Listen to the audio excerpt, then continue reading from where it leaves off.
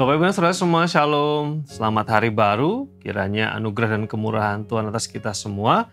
Mari mengucap syukur untuk semua berkat yang Tuhan berikan. Saya selalu mengatakan salah satu anugerah terbaik dari kehidupan adalah kehidupan itu sendiri. Mari bersyukur untuk hidup yang Tuhan berikan untuk kita. Mari bersyukur untuk setiap kemurahan yang Tuhan berikan di dalam kehidupan kita.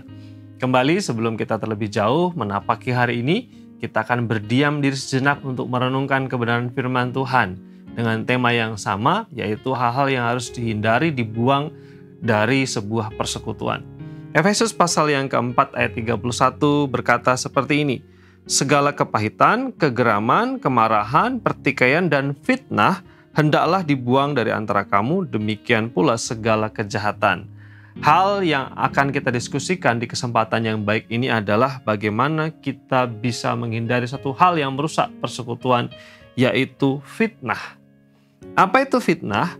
Fitnah adalah tindakan atau perkataan yang menjelek-jelekan orang lain dengan menyebarkan informasi negatif atau informasi bohong, informasi yang tidak benar.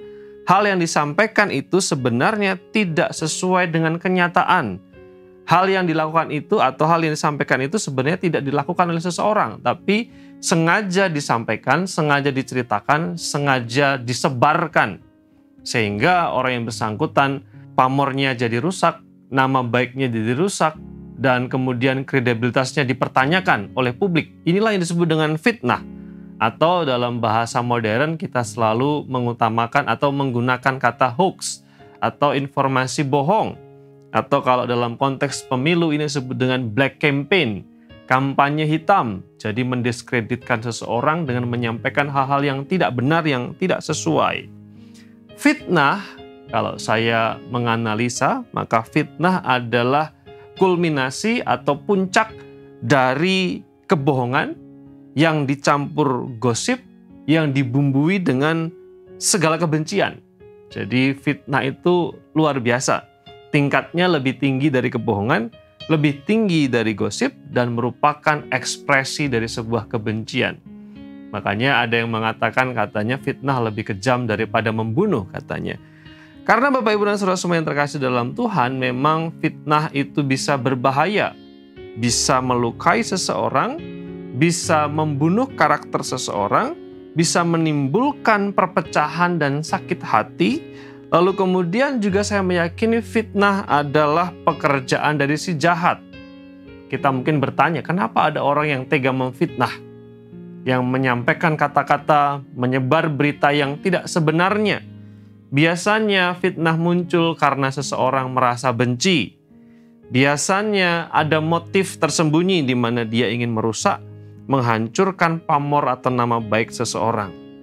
Tetapi juga ada yang mengatakan fitnah sebenarnya adalah sebuah tindakan pengecut ketika seseorang tidak suka dengan seseorang, lalu kemudian dia ingin melakukan sebuah konfrontasi, tapi dia tidak berani muka dengan muka.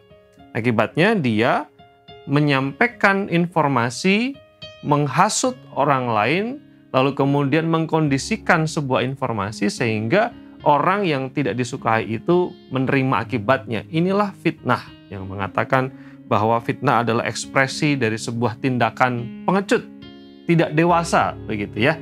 Bapak Ibu dan Saudara semua, karena begitu bahaya dan kemudian ini merupakan bentuk dari ketidakdewasaan iman dan relasi, serta ini adalah bentuk dari dosa, maka firman Tuhan mengajarkan supaya fitnah itu dihalau.